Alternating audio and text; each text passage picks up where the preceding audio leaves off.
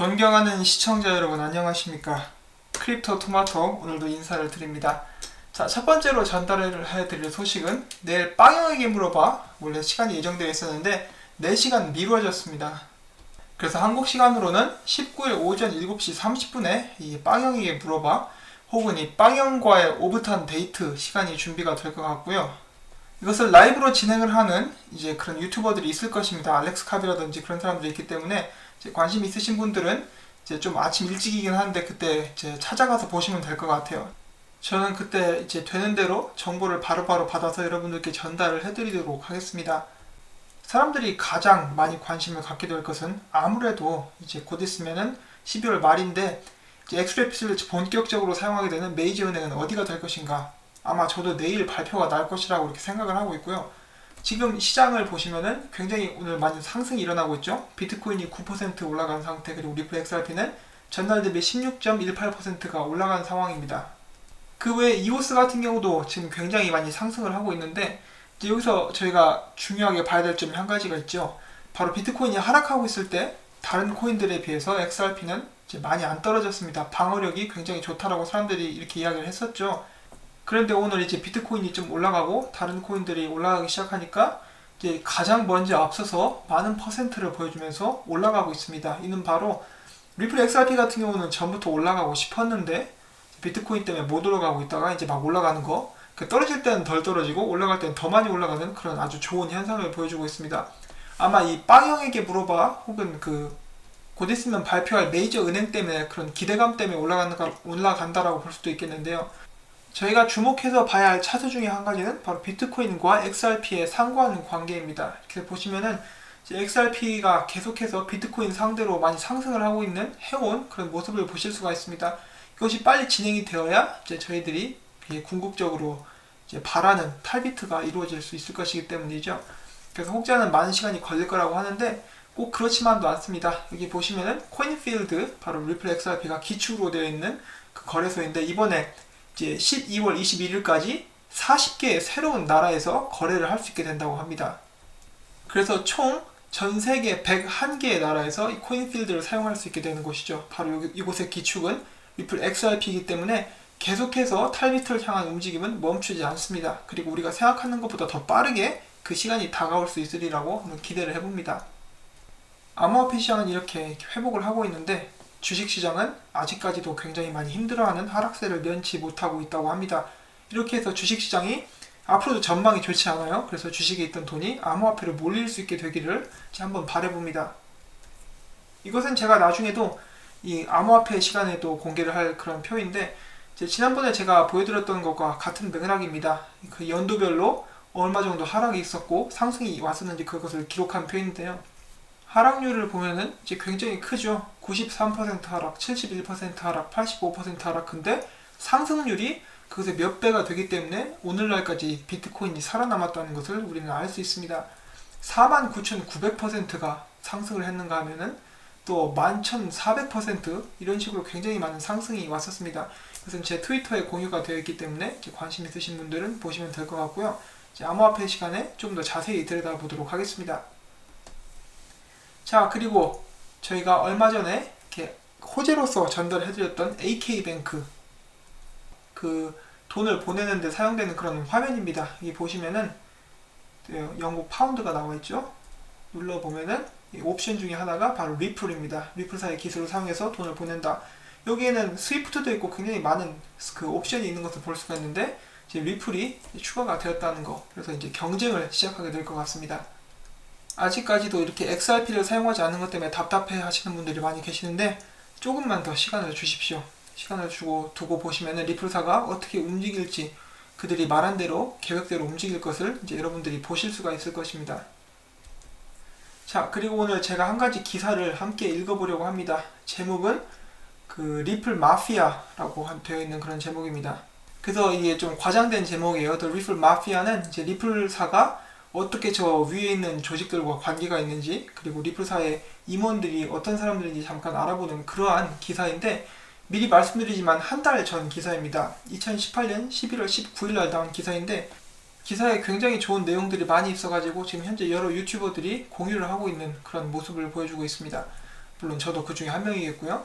자, 그래서 기사 자체는 조금 긴데 제가 대충 중요한 부분만 이제 보면서 함께 볼 수 있도록 하겠습니다.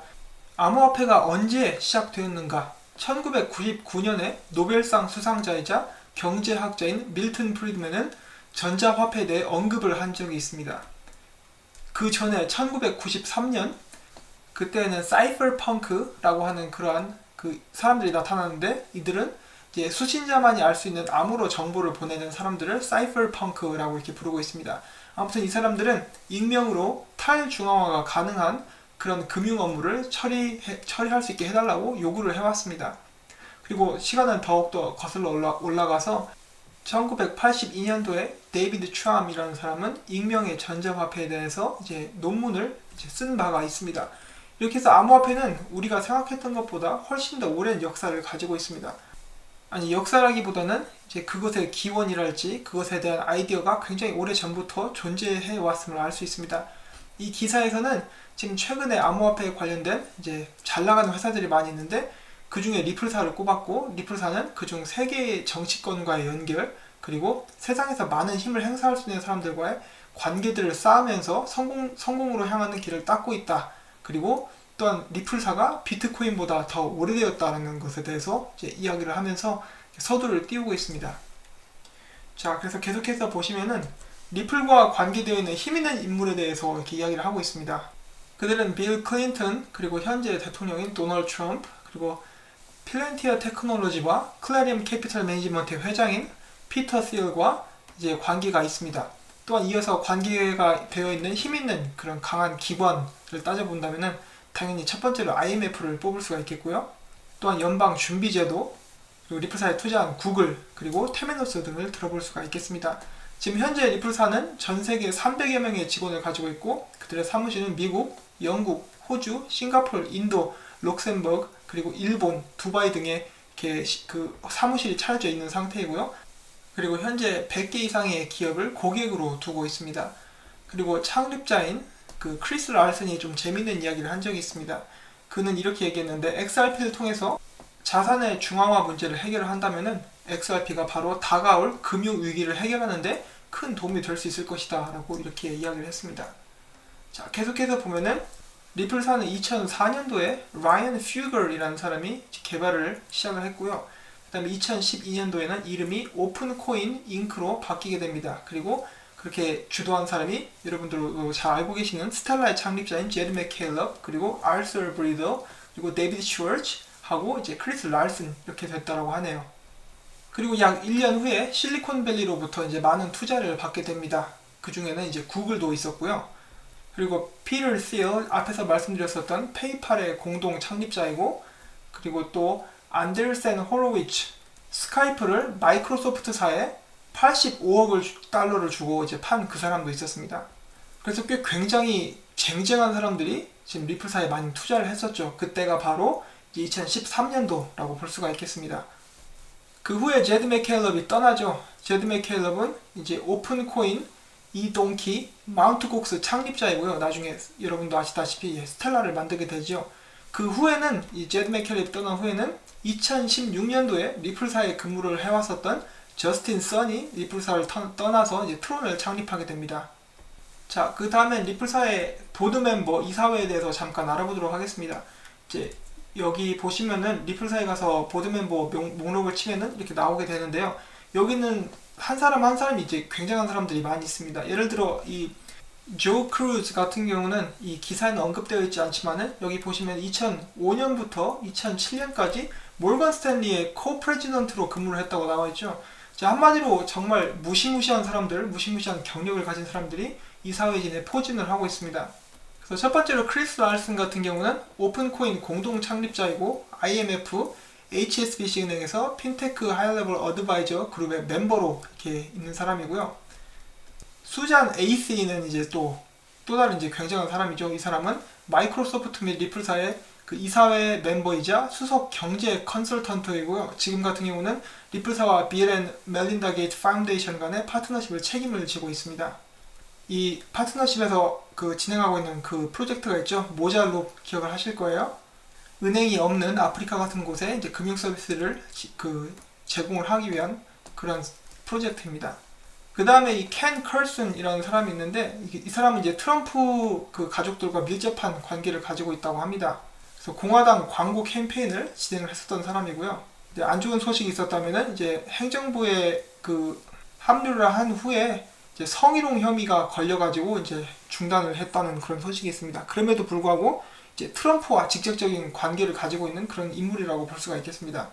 그 다음에 여러분 또 아시다시피 진 스펄링이 있었죠. 진 스펄링은 힐러리 클린턴과 2016년 대통령 선거 운동 기간에 이제 오바마 대통령의 국가경제위원회 국장 및 국가경제고문으로 일을 했었던 그런 사람입니다.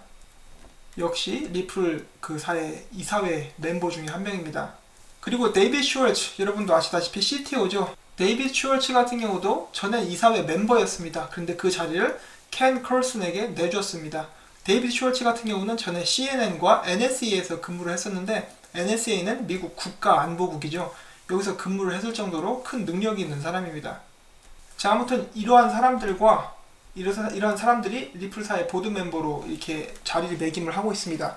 그리고 다음에서 이 기사에서 짚어주는 것은 리플사와 빌더버그 그룹과의 연관성에 대해서 이야기를 하고 있습니다. 이 빌더그룹이라는 곳은 1954년도에 설립이 된 곳이고요.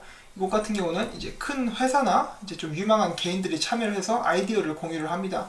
그래서 아이디어 같은 경우는 예를 들어 정치라든지 이제 학계에 관한 아카데믹 관련된 그런 이야기도 하고 있고, 또 비즈니스 기회, 사업 기회에 대해서 이렇게 이야기를 하는 그 고위급 회담이라고 볼 수가 있는데요. 여기에 이제 참여를 하는 사람들이 꽤 어마어마합니다.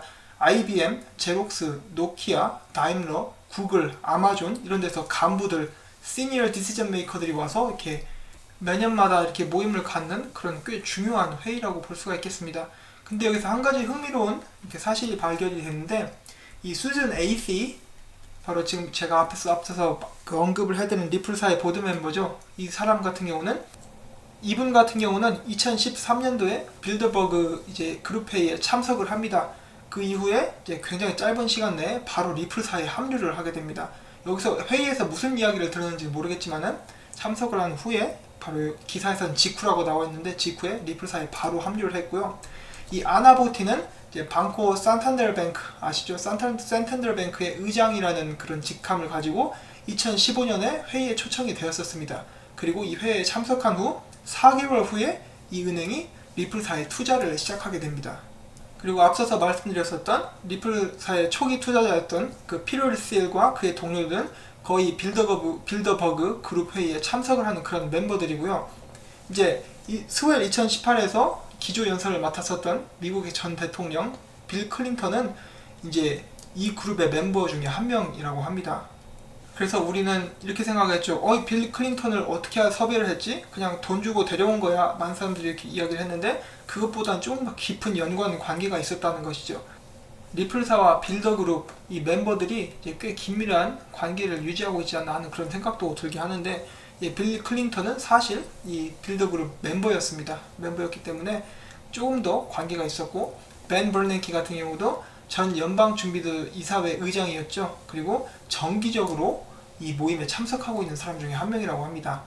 그래서 모르긴 몰라도 이 빌더그룹 모임에서 리플사에 대한 언급이 많이 되거나 사업에 관해서 굉장히 많이 이야기를 하고 있다는 것을 이제 저희가 추측을 해볼 수는 있을 것 같습니다. 그리고 여기서 끝나는 것이 아니라 리플사와 CME 그리고 디지털 커런시 그룹과의 연관성에 대해서 또 언급을 하고 있는데, 미국 선물거래 96% 이상 거래되는 세계 최고 이제 선물거래소가 바로 이 CME 그룹이죠.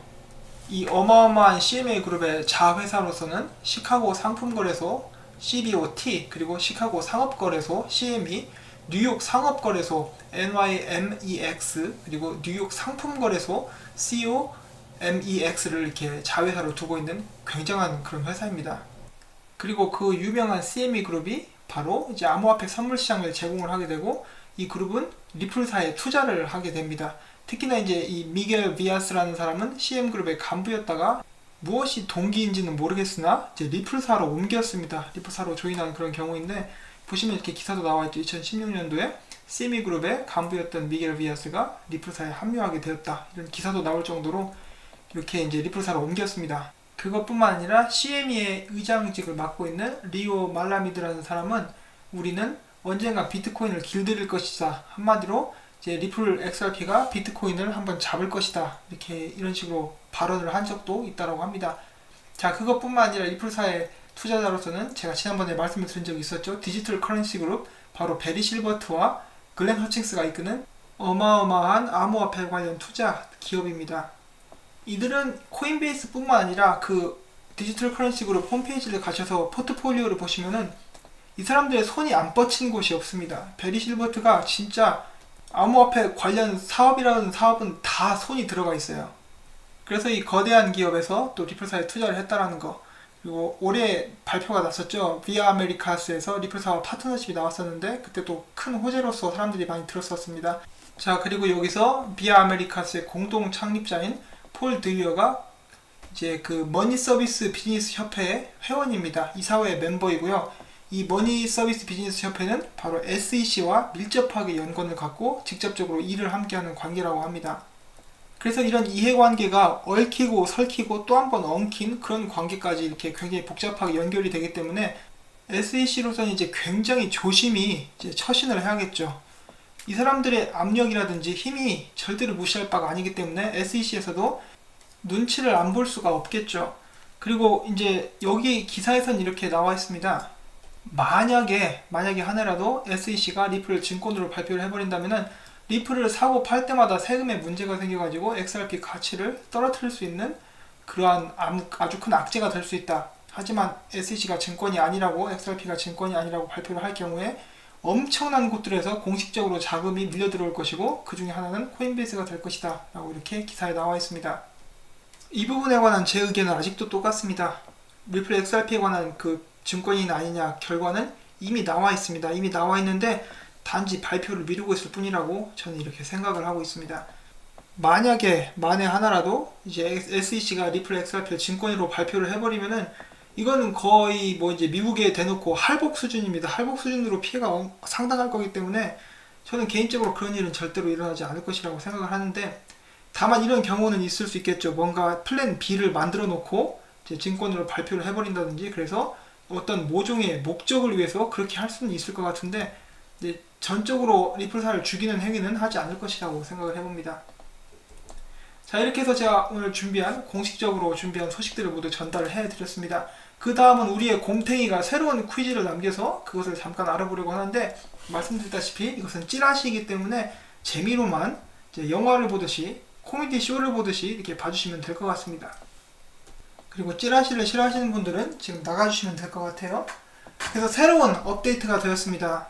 이 주소를 카피를 해서 붙여넣기를 하게 되면 이 그림이 뜨게 되는데요. 여기 보시면은 몇 가지 저희가 볼 수 있는 게 있죠. 프라이스, 가격이 뚜껑에 막혀있는 모습을 볼 수가 있고, 레귤레이션, 규제에 대해서 나와 있고, 그 옆에 나와 있는 것은 molasses, 즉 당밀이라고 해요. 한국말로 당밀이라고 하는데, 이런 그림이 나와서 이것에 대한 해석이 또 이제 분분하게 이루어지고 있는 모습입니다.